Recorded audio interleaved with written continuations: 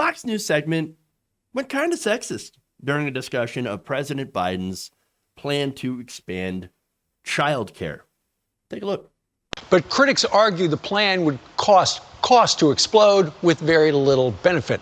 While our next guest says it wages a culture war against normal people. Here to explain, venture capitalist and best-selling author of Hillbilly Elegy, J.D. Vance. J.D., good morning to you. Good morning. What do you mean class warfare against normal people? Well, what I mean, Steve, is that a pretty consistent finding is that most people, when they have young kids, they want to be able to spend more time at home with their children, not be forced into the workforce. And if you compare that to the words of Biden advisor Susan Rice, who says this plan is meant to get as many parents, especially mothers, into the workforce, I stop and say, well, why do we want that? If more parents want to spend more time at home with their kids, why don't we make that the goal of public policy rather than shifting a ton of people into a massive federally mandated daycare system? Right. And importantly, that federal daycare system is going to be really low quality. So it's going to be bad for the parents, but it's also going to be bad for the kids who are forced into it. Sure. And rather than being operated by the private sector, which, would be responsible to providing something great, it would be nationalized. It would be enforced by federal rules. And undoubtedly, JD, it would be unionized. Oh, no. Oh, God, no, not unionized. Oh, no. Okay, so let's get the lies out of the way. Let's unpack some of this stuff, okay? For one, Biden isn't nationalizing childcare. That's not happening. No, nobody's forcing anybody into daycare. Okay. No, he's not even he's not creating government childcare facilities. This is not true at all. So no, what Biden is doing, and by the way, this is a constant theme from Fox News, trying to make Biden out to be cooler than what he actually is. Look, what the plan does is that it essentially gives out subsidies and tax credits to families so that they could use that to afford private childcare. That's what it is. Now, there's also, of course, funding for universal preschool for 3 and 4-year-olds.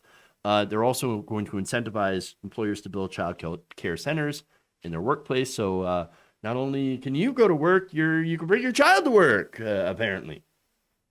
So yeah, there's that. Under Biden plan, parents would also be able to go to a federal website to search for participating child care centers in the area that would take these tax breaks, these federal subsidies. Once approved, the state would notify families of the amount that they're going to pay and reimburse child care centers on the back end. It actually makes it more efficient to be able to find child care. So that's good. Biden says that this would save families thousands of dollars and, more importantly, give them peace of mind because they know their kids are being taken care of. Now, the point of this plan is to make it so that families can actually have child care. So if they want to work, they can go and work. And the reason that a lot of families can't, or they don't have choice, is that child care is right now way too expensive. In fact, parents regularly pay over $11,000 a year to send their infant to child care centers, $10,000 for toddlers, and over $9,000 for 4-year-olds, according to a Child Care Aware of America's 2019 report. That prevents, of course, parents from being able to work. I mean, if you can't afford childcare, well, then somebody's got to stay home. Now, that's actually one reason a lot of younger people are not having children, along with student loan debt, lack of home ownership, low wages. Kids are hugely expensive. On average, you're going to spend about $230,000 over 18 years of a kid's life to raise a child. And here's the thing. A lot of parents do want to work, but they can't because they can't afford childcare. And so, I mean, that's a problem. Not only that, but a lot of parents right now can't go back to work as a result of COVID-19 because schools, of course, are not open. They're being let out for summer break if they had been open. And of course, there is no affordable childcare option. And you've got all these employers that are like, oh my God, I can't. Why are people not coming back to work? I don't understand. They're not coming back to work. Well, who's going to watch my kids? If I can't send them to school, or can't afford childcare, what am I going to do? What am I supposed to do? Yeah. So there's a lot of issues. Okay. So now I want to go to the next video here because it tends to get a little bit worse as this guy is, I guess, pretending to be some sort of populist and saying some things that are right, but offering absolutely no real solutions. Take a look. Yeah, that's exactly right, Steve. And if we've learned one thing over the past year, it's that maybe the unions have too much power over our kids. Maybe these government unions have too much power, and we should be taking away their power, not giving them more power. But I consistently come back to this idea that it's a normal thing. You see it if you talk to people, you see it in the polling data, to want to spend more time with your children when they're young. Why don't we have public policy make that easier? Give parents more choice, more options. Now, if they want to use those resources to send their kids to daycare, that's fine. But if they want to use those resources to withdraw from the labor force for a couple of years while their kids are young, we should be encouraging that because it's good for the children.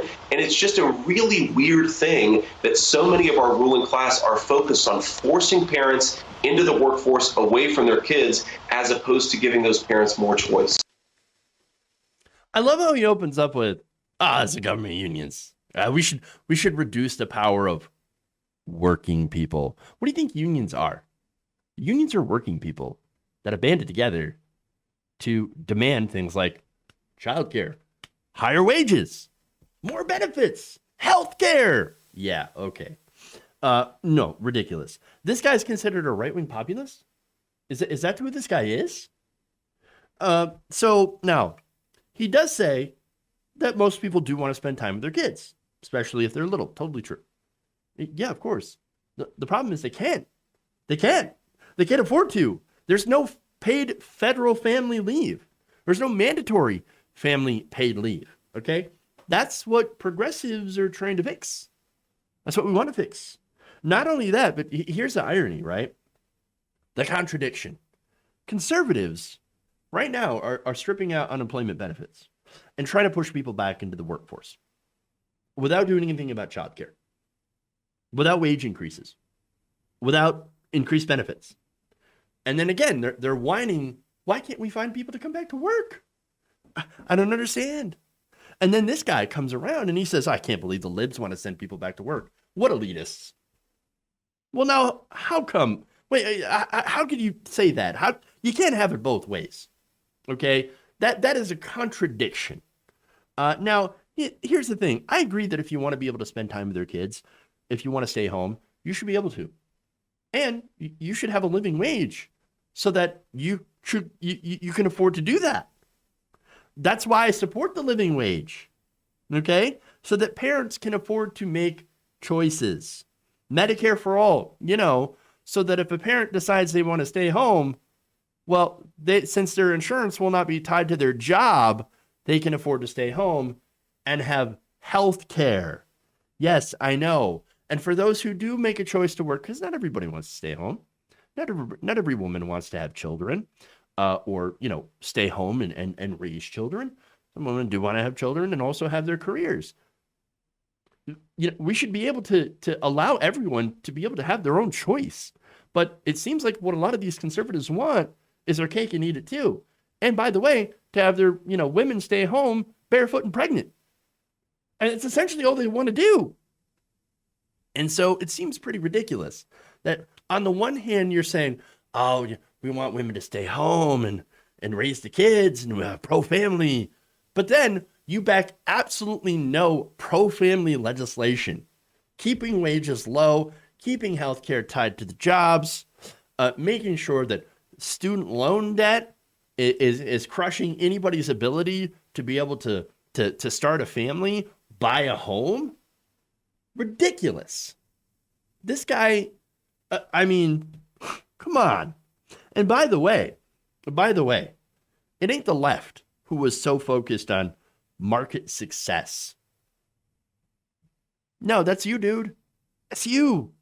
That's the Republican Party, who right now stands in the way of anything that actually helps the working class. Again, whether it be wages, the elimination of student debt, which keeps, again, many younger millennials from having kids in the first place. In fact, finances are one of the top reasons why American millennials are not having children or are having fewer kids than they would actually like. Again, this is for people who actually want to start families.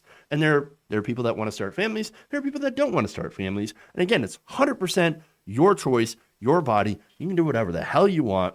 What I want to do is make it so that we have a country that is actually pro-family, that actually has policies to encourage people who actually want to have families to be able to actually do it.